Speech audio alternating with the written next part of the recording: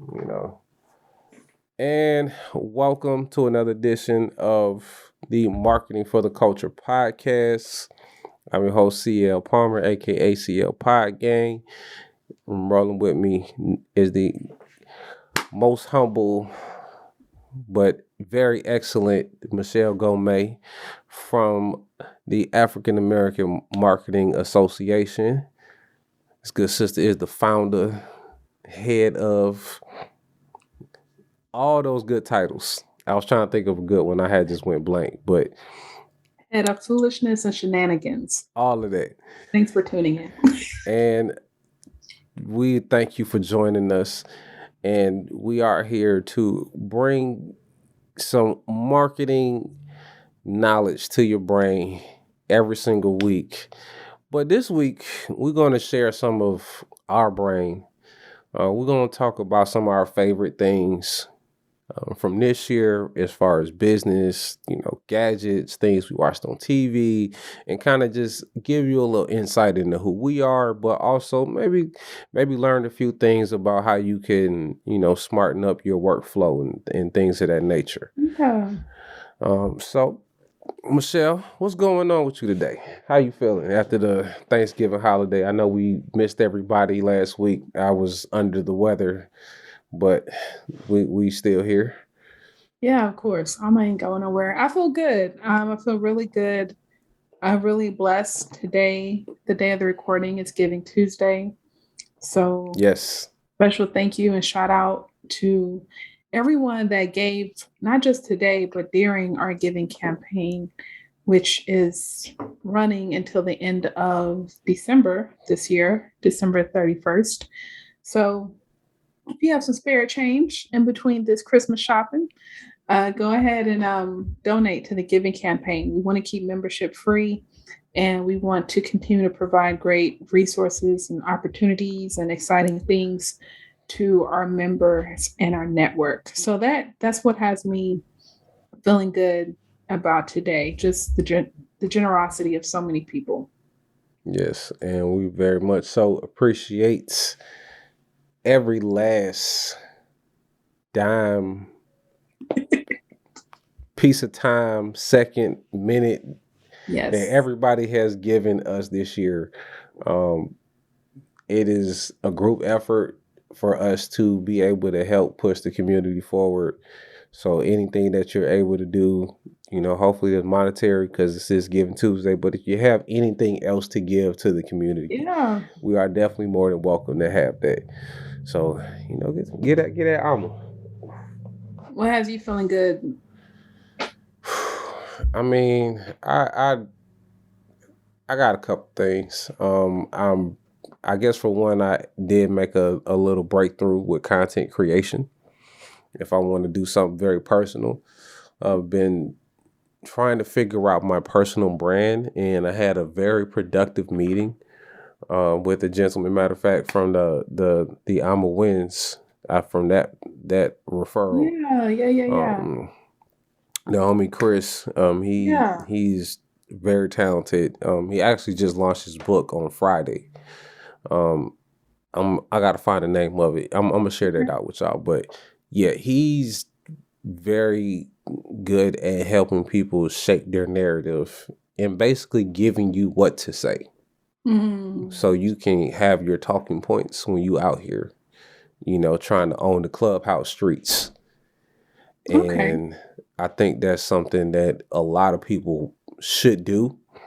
Not just saying that because I feel like he's good for business, but I think it would help people because I know, especially a person like me, if you're into marketing, you spend a lot of time putting on other people's shoes, but you don't spend a lot of time just figuring out exactly how your shoes fit, if that makes sense. Because you always are thinking about how another person thinks and feels and communicates. But when it's time to define you as a brand, you have to come up with them same things. And I know for me, I'm too much in my own head. Like I just need somebody else to tell me. Yeah. because I'm going to judge myself. I'm going to think about things too personally, like, no, I don't want to share that. I don't want to, you know what I'm saying? Like, I would just go there, and I didn't want to do that. So I look forward to working with him. But I have been doing some self discovery, and I think I might have hit something. So y'all might see me in these social media streets real soon. Okay. Okay. Looking forward to that. Yeah, so definitely got to get rid of this congestion first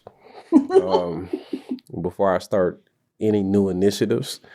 But I mean, other than that, I'm real excited for what Alma's about to do in 2022. Yeah, I am too. Like, there's a lot just forming. We can kind of see the clouds. Maybe Yeah. it's just clouds of content. It's about to just rain down on y'all in a Flooding minute. the internet streets. And so I'm real jazzed up about that, though. We are in a good position right now, and stay tuned. Yeah. Like, I don't even want to start talking about that because we could go all day. Like, let's I'm like censoring myself. Like, do I yeah, say? let's stick to the podcast. So yeah, once again, this is marketing for the culture. And this week we are going to do everybody's favorite thing on the internet, a list. We are working on a list of our favorite things. And I thought about doing a real long Oprah-like list, but I didn't want to make this episode too long, and I didn't want to make y'all listen that long. So I just picked a few things. And I guess we could start with the top. And our first category is favorite app. Now, everybody loves apps. Everybody has 100 apps on your phone. But there's always that one every so often that changes your life. And I've had one that's changed my life over the last couple years. And this is the first time I really found a space to talk about it. Now, like, did you want to go first, or should I go ahead and share? All right. So my pick for app is Filmic Pro. Now, Filmic Pro is a camera app that gives you DSLR settings on your phone. So you can get real granular with the way that you color, the zoom and focus, and you can get your shot very precise, and it takes advantage of all the features that the camera has and allows you to use each one depending on what phone you got. Now, when I started using this app, I had an iPhone. Love it on the iPhone. It was the perfect thing. Like, that separated me from using the thing that separated the Filmic Pro from the camera app was the fact that when I was dealing with less than perfect lighting conditions, I could get the light correct. It had like a guide. That's the word. It had a guide to let me see the lighting on the sides of my person, and I was able to get everything even. And that was very useful because I had some shots, of course we dark skinned. So we got to have good light. Yeah. So we look good in the camera. But it was just very helpful to have some of those guides and some of those features that I don't have in the regular camera app. And I end up getting it on my Android that I'm using temporarily. And I mean, everything's the same. Camera's not quite the same, of course. And I'm not trying to talk down on Android, but I went from a 11 Pro to an S20. But as far as the application goes, everything is there. and it's giving me the same ability. So it's about $15 in the App Store. So yeah. See, that's another thing. If y'all don't know about me, I pay for apps. Like I'm about to drop $60 on an iPad app. What app? It's a soundboard app, Okay. but Okay. it's worth it. But So, that's a whole other conversation. so let's go back to the film. What's it called? Filmic Pro. Filmic Pro. So is this for photo and video? It's only for video, but there is I need a vlog. right, but it has a photo like Okay. app in its suite. Like they got like 4 or 5 apps that you can download. And so one of them is a photo app, and then another one is this cool app I like. It's called Double Shot, which is it uses all the same stuff for the most part, but Double Shot allows you to shoot off 2 cameras at the same time. And so you could make like a picture-in-picture video. So it's like you can talk into the phone and like record something in front of you and like, give a live reaction. I haven't used it as much, but it's pretty cool. Because sometimes I do watch these videos and I'm like, houseway, how they do that? But I'm also the person, like, I don't play around to figure out the advanced features on my phone or figure out what apps do what. Okay, but that's good to know because I'm going to start doing more video anyways. I mean, it only came up because I was looking to take advantage of the 3 cameras on my 11 Pro. That was the first time that I've experienced something like that. Of course, now it's commonplace, but I really wanted to take advantage of it. And then I got a new client that wanted to shoot some videos because he was not satisfied with his first set of videos. And I wanted to just do some testing, but I'm like, man, I need something that's going to help punch it up without me having to just go buy a camera. And then that's how we got to it. Yeah, I appreciate that. And we might need to talk about this a little bit more later for my personal benefit, because I bought an iPhone a couple of months ago for one reason, and I haven't been using it this month. But I'm like, Michelle, you need to start using this for all your video. So yeah, I'm intrigued. So thank you for that. No problem. And just my opinion, like iPhones just do better in all kinds of light. I'm not quite sure of the camera terms and things. I'm not, what do you call those people? Photographers. I'm not one of those. But yeah, that from my experience, you can get more consistent quality across different lighting than you would with the Android. The Android, to me, can really fall off in low light and get very grainy. But I seem to have been able to keep up the quality no matter what on the iPhone, which is why I'll be getting another one soon. Another story for another day. Yeah, same. I don't like my iPhone. And one thing that I don't like is when I've been taking photos and videos is transferring it to my Google Drive or my Dropbox. It hasn't been an efficient process. So my friend gave me some tips on how to do that. So I'll have to figure it out. You don't use Google Photos? For my Android, for my Android, when I take a photo, I don't know. I don't have any problems transferring it. Like I don't know if it's because of the Google thing, but I never have a problem with it. And then another thing on my Android, when I take a photo, it's in multiple areas unless I delete it, which I actually like. But if I want to transfer it to my Dropbox or my Drive, that way I can get on the computer and make edits, Mm-hmm. I don't have a problem. But on my Android, I would have a problem.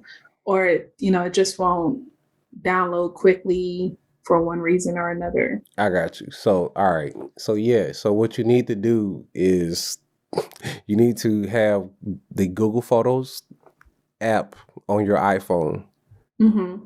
and just set it to back up everything on the phone. Okay. And then that has been the most efficient way I've been able to move videos and photos um, from my phone to the computer because it uses all your Google storage.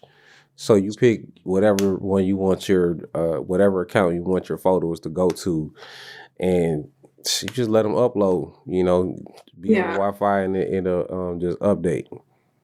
And I think that was another thing because the iPhone was my secondary phone. And only certain people had that phone number. I just didn't do too much with it. And I'm not crazy about apps to begin with. So I'm like downloading these miscellaneous apps for my iPhone. And then some things are just standard on the Android phone, which Right. Google Photos, Google stuff is. So yeah, thank you for that. No problem. Okay. No problem. I am a power Google user. Yes. I have relied on them for my ecosystem for a long time. So even though I was on an iPhone, I was still backing up my pictures to my Google Photos because it didn't matter what phone I was on. Mm-hmm. They're always going back to the same place. I love it. So speaking of Google, my favorite app is Google Keep. It's between Google Keep and Any.do. And the reason why is because on Google Keep, especially if I'm not on the go compared to pre-pandemic / corporate, Right. but I could either talk or type into the notepad. But when I got home to work on my laptop, it would pull up in Google Sheets.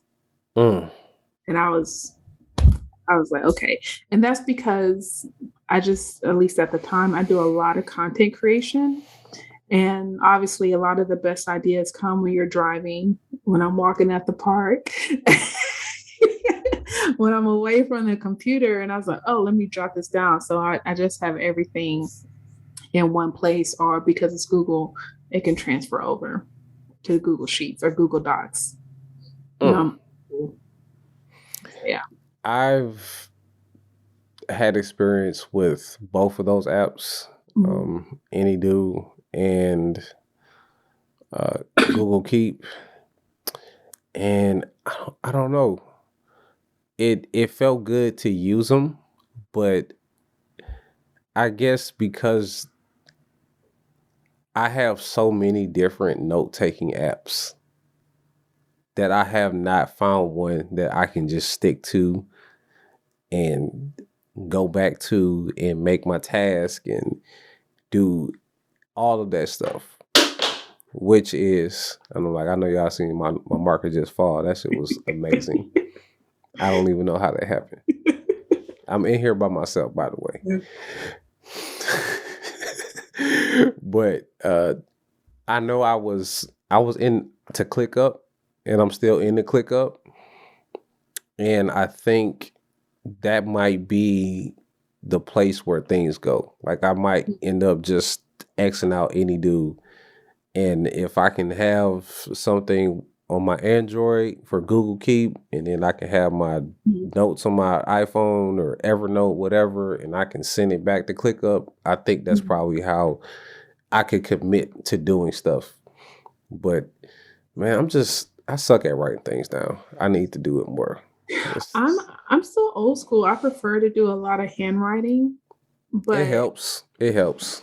It does. For me, it definitely helps because my memory is not good.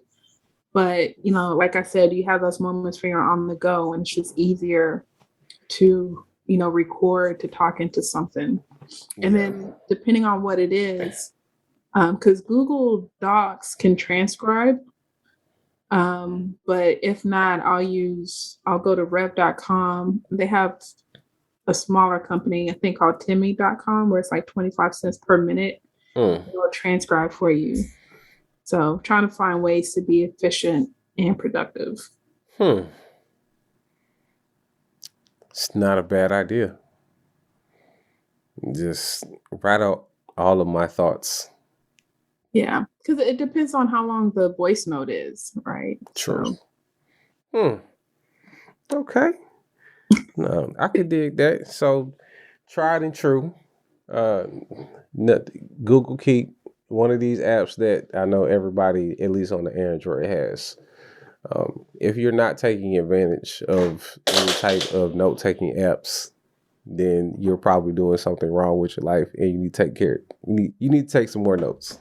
I know I do. See, I got notes on the whiteboard. So many notes, the markers are falling off. I know. It's like there are more words just pushing the markers off the edge. That's what's actually happening. I didn't realize that.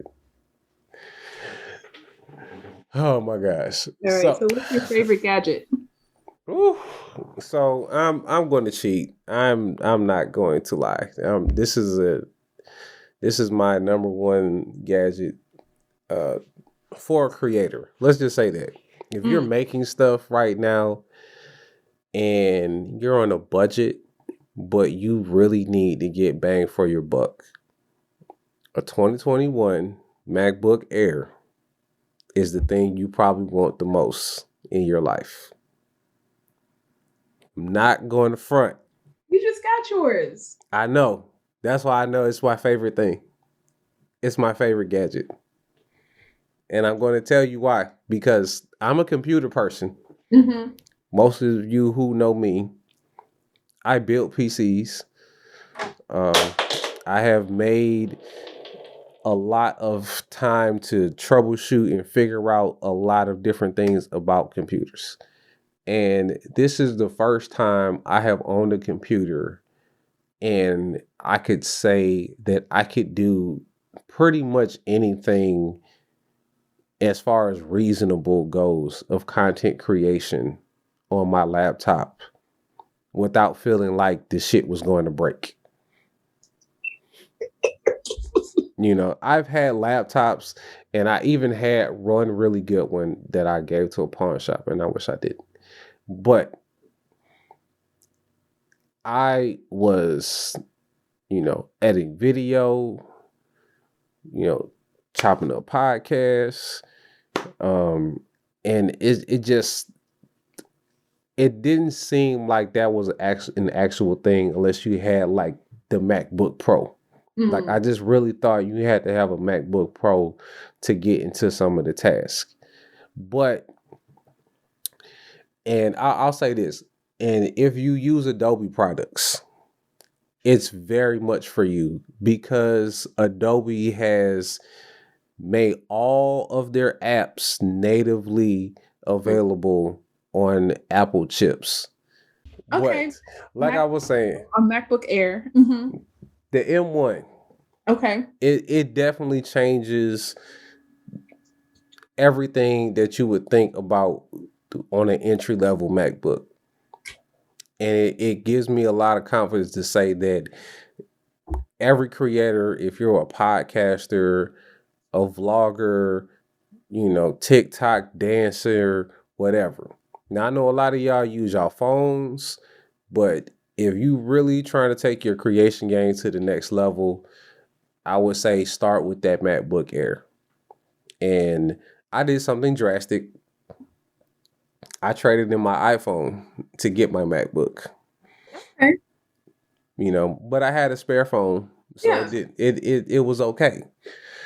But yeah, I had to get that guy. It's like now I'm getting shit done like everywhere. I don't have to be in the basement anymore. This shit feels great. Okay. I'm officially in the mafia. Like I'm going to have Apple everything in a few years. That's interesting.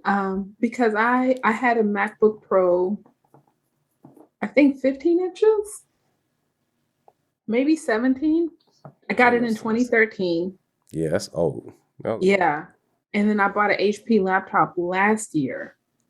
And it was, I'll just say I didn't have enough money for a MacBook Pro, right? Because it wasn't a planned expense. It was like, I Right. need something, you know how that is now. Da, da, da. And Mike, I thought the MacBook Air was too small for my hands. Not that I have big hands, but I'm just used to this big ass laptop. Yeah. And I bought the HP, but it's probably like maybe $200 to $300 less than the MacBook Air. And it's not like I paid cash for this thing either. But listening to you, kind of feel like, am I regretting my decision from 12 months ago?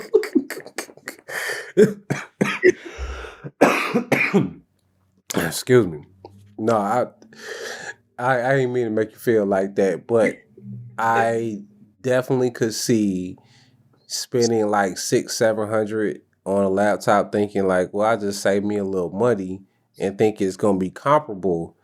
But the more I'm looking at it, I'm like, it's probably not close. Mm. It's at least for me, because I know for a fact, like there's one, if I went to Micro Center, they have like this $600 laptop with an NVIDIA card in it.